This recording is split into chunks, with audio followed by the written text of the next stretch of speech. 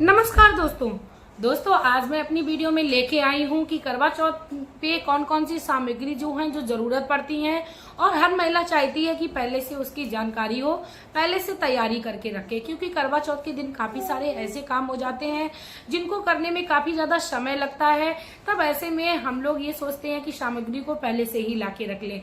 तो दोस्तों आज मैं अपनी वीडियो में करवा चौथ से संबंधित जो भी सामग्री है उसको आप लोगों को बताने वाली हूँ। तो दोस्तों आप लोग बहुत ही ध्यान से सुनिए और वीडियो को बिल्कुल भी स्किप ना करें, और क्योंकि वीडियो को स्किप करने से हो सकता है आपकी कोई एक जरूरत की जो सामग्री हो वो स्किप हो जाए। तो आप लोग वीडियो के अंत तक बने रहिए। दोस्तों वीडियो को शुरू करने से पहले मैं मेरे आराध्य श्री लक्ष्मी नारायण को मैं कोटि कोटि प्रणाम करती हूँ, मैं उनको कोटि कोटि नमस्कार करती हूँ। दोस्तों करवा चौथ का जो त्योहार है वो सुहागन स्त्री के लिए सर्वश्रेष्ठ बताया गया है।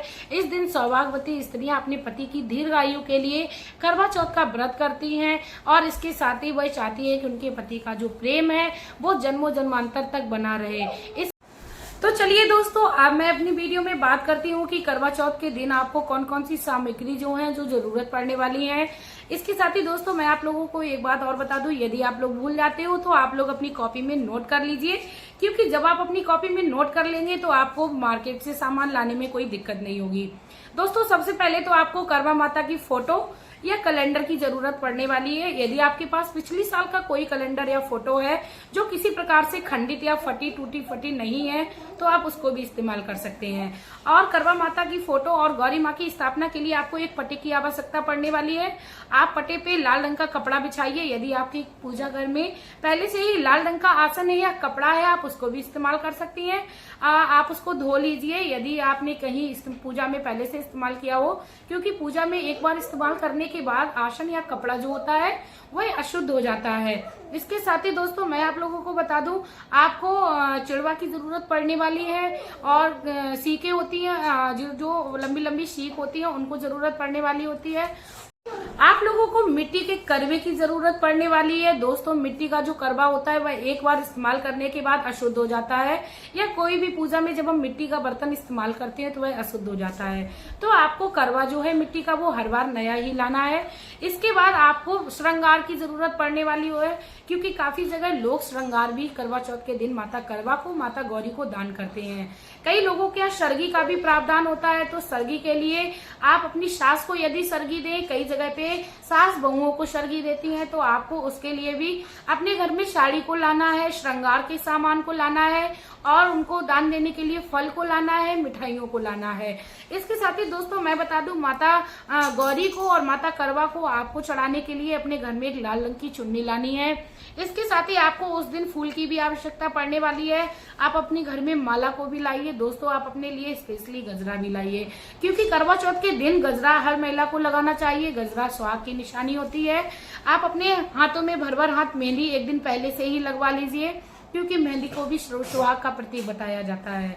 इसके साथ ही दोस्तों मैं बता दूं, आप अपने घर में करवा चौथ के दिन पीले रंग का भोजन जरूर बनाएं। वैसे तो कई सारी जगहों पर प्रावधान होता है कि कढ़ी चावल और भी कई सारे पकवान होते हैं जिनको बनाया जाता है, और पिटौआ बनाए जाते हैं जिनको मीठी पूड़ी भी बोलते हैं, और पूड़ी भी बनती है। इसके साथ ही दोस्तों मैं आप लोगों को बता दूं कि कई जगहों पर दो करवे चलाए जाते हैं पूजा में। एक जिसमें पूजन का सामान रखा जाता है, चिड़वा, मिठाई और कई सारी ऐसी चीजें होती हैं जो वो उसमें रखी जाती हैं, और एक जो वो करवा होता है उससे भगवान चंद्रदेव को अर्घ्य दिया जाता है। तो दोस्तों आपके यहाँ जिस तरीके से होता हो आप उतने करवे आप अपने घर में रख लीजिए। यदि एक का इस्तेमाल होता है तो एक इस्तेमाल करिए, दो का होता है तो आप पहले से ही दो लाके रख लीजिए। इसके बाद दोस्तों मैं आप लोगों को बता दूं, आपको सिंदूर की जरूरत पड़ने वाली है, रोली की जरूरत पड़ने वाली है, क्योंकि उससे आपको माता गौरी, माता करवा और गणेश भगवान जी का पूजन करना है। और आपको अपनी प्लेट में चावल रखना है, उसी चावल उसी रोली से आपको बाद में अपने पति का तिलक करना है। आपको प्लेट में दक्षिणा रखनी है। दोस्तों आपको कलश स्थापना के नीचे चावल रखने की भी जरूरत पड़ने वाली है, तो आप अपने घर में पहले से ही चावल रख लीजिए कटोरी में।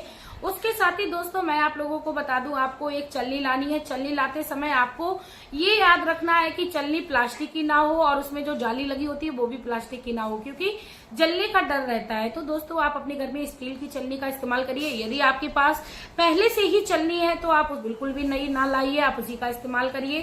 इसके साथ ही आप मिट्टी के भी एक दिए का प्रावधान कर लीजिए, अपने घर में ले आइए, क्योंकि चलनी में कई सारे लोग दिए को रखकर भगवान चंद्रदेव के दर्शन करते हैं, उसके बाद अपने पति के दर्शन करते हैं। दोस्तों आपको भगवान श्री गणेश जी की पूजा करनी है और साथ में माता गौरा, माता करवा की पूजा आपको पहले ही कर लेनी है। उसके बाद आपको कथा पढ़नी है। कथा आपको कैलेंडर में भी मिल जाएगी। यदि आपके घर में मूर्ति है तो आपको किताब एक लेनी पड़ेगी। उसके बाद दोस्तों आप लोगों को चंद्रदेव को अर्घ देना है। चंद्रदेव के अर्घ के बाद आपको पति को तिलक करना है। कई सारी महिलाएं जो होती हैं वो चंद्रदेव के सामने यानी छत पर जहां पर भी वह पूजा करती हैं वहीं पर पति को तिलक करती हैं। कई सारे लोगों के यहाँ जो तिलक होता है वो चौक पर ही किया जाता है और आप लोगों को एक चौक लगाना है। दोस्तों वो तो सबसे ज्यादा इम्पोर्टेंट है। सबसे पहले आपको एक चौक लगा लेना है। काफी लोग चावल का चौक डालते हैं, चावल को 2-4 घंटे पहले भिगो देते हैं, उसके बाद महीन उसको पीस कर उसका चौक बनाते हैं और काफी लोग आटे का भी चौक बना लेते हैं। तो दोस्तों जैसा आपके यहाँ चौक बनता हो आप पहले चौक लगा लीजिए, उसके बाद चौकी लगाइए, लाल रंग का कपड़ा बिछाइए, भगवान को आवाहन करिए, उनको बुलाइए और माता की आप प्रेम पूर्वक पूजा करिए। और माता करवा से आप पूजा करते समय विनती करिए कि हे माता करवा आप मेरे सुहाग में बढ़ोतरी करें और हमारे सुहाग की रक्षा आप करें। माता करवा सुख समृद्धि देती हैं, साथ में पति की भी दीर्घायु करती हैं। करवा चौथ का जो व्रत है वो सबसे पहले माता गौरी ने भगवान शंकर के लिए रखा था। तब माता गौरी की माँ ने, मैना देवी ने माता को स्वर्गी भेजी थी। इसीलिए कई जगह प्रावधान है कि मायके से करवा चौथ से पहले कुछ चीजें आती हैं करवा चौथ से संबंधित जो बेटियों के घर भेजी जाती हैं। इसके साथ ही दोस्तों मैं आप लोगों को बता दूं कि यदि आप लोगों को करवा चौथ के व्रत में किसी प्रकार की कोई परेशानी हो रही है तो आप, यदि आपकी शादी की पहली साल है तो आप थोड़ा कुछ शाम के समय में 4 या 5 के बीच में थोड़ा सा आप एक ही बार में बैठ के थोड़ा सा पानी पी सकती हैं, थोड़ा सा आप दूध पी सकती हैं या इसके साथ ही थोड़ा सा आप कुछ फल खा सकती हैं। लेकिन दोस्तों यदि आपकी पहली साल है तो यदि आप शुरू से निर्जला व्रत करते आ रहे हैं तो आपको कोई भी नया काम नहीं करना है। दोस्तों इसीलिए आजकल की सासू माँ जो लोग हैं वो अपनी बहुओं को पहली साल में ही थोड़ा कुछ खिला देती हैं, जिससे यदि आगे चल के बहू को प्रेगनेंसी है या किसी भी प्रकार से कोई दिक्कत हो रही है तो वह उनको खा पी सकती है। दोस्तों मैंने भी ये पहली साल में मेरी सासू माँ ने मुझे थोड़ा सा पानी पिलाया था, थोड़ा सा दूध दिया था और पेड़ा दिया था, क्योंकि कहते हैं कि पहली साल में जो काम कर लिया जाता है वह आप चाहें तो जरूरत पड़ने पर कर सकती हैं। उसके बाद दोस्तों मैंने निर्जला व्रत ही किया। भगवान की कृपा से मुझे कोई जरूरत नहीं पड़ी और ना ही मैं किसी भी चीज को खाती हूँ जब तक मैं व्रत पूर्ण ना कर लूँ। तो दोस्तों आप लोगों के यहाँ यदि यह हो जाता है तो आप लोग कर लीजिए और मेरी उन बहनों से भी विनती है जो पहली बार कर रही हैं तो उनको ये कार्य जरूर कर लेना चाहिए, क्योंकि अब खाने पीने में काफी ज्यादा बदलाव हो गया है। आप शरीर में पहले जैसी क्षमता नहीं रह गई है तो आप अपने शरीर की क्षमता के अनुसार कार्य करिए, क्योंकि माता करवा बच्चों को वरदान देने के लिए आती है, ना कि बच्चों को किसी प्रकार का कोई कष्ट हो। तो चलिए दोस्तों अब लास्ट में मैं बात कर लेती हूँ कि करवा चौथ के दिन हर महिला को कौन कौन से श्रृंगार करने चाहिए जो कि बहुत ज्यादा जरूरी होते हैं। दोस्तों हर महिला को करवा चौथ के दिन नाक की नथनी पहननी चाहिए। यदि उनके पास गोल्ड की है तो वह गोल्ड की पहन ले, नहीं तो वो आर्टिफिशियल पहन ले, मतलब नाक को अपने बिना किसी आभूषण के ना रखें। आपके पास छोटा सा कोई भी आभूषण है नाक के लिए आप उसको पहन लें। आप अपनी शादी के बेंदी को जरूर लगाएं, क्योंकि बेंदी और नथनी जो होती है वो सुहाग की निशानी होती है। इसीलिए हर महिला को करवा चौथ के दिन अवश्य लगानी चाहिए और नथनी को पहनना चाहिए। इसके साथ ही दोस्तों मैं आप लोगों को एडवाइस देना चाहूंगी कि करवा चौथ के दिन यदि आप अपनी शादी के जोड़े को पहनती हैं तो आपके लिए काफी ज्यादा शुभ है और आपको काफी अच्छा इसका लाभ मिलने वाला है और पति की दीर्घायु होगी। साथ में पति भी आपको उसी दृष्टि से देखेंगे जिस दृष्टि से उन्होंने पहली बार शादी में आपको देखा था, क्योंकि कहते हैं जोड़ा पहनने से पूरा दुल्हन वाला लुक आता है। तो आप चाहें तो अपनी शादी का लहंगा पहन लीजिए, चाहे तो आप आपकी शादी में जो जोड़ा चला था लाल रंग की साड़ी चढ़ती है वो पहन लीजिए। इतना करने के साथ दोस्तों आप अपनी करवा चौथ को पूर्ण करिए।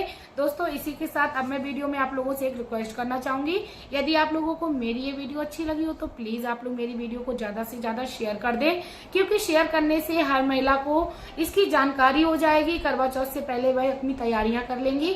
दोस्तों इसी के साथ अब मैं वीडियो में आप लोगों से लेना चाहूंगी विदा। आपका प्यार और कीमती समय देने के लिए धन्यवाद।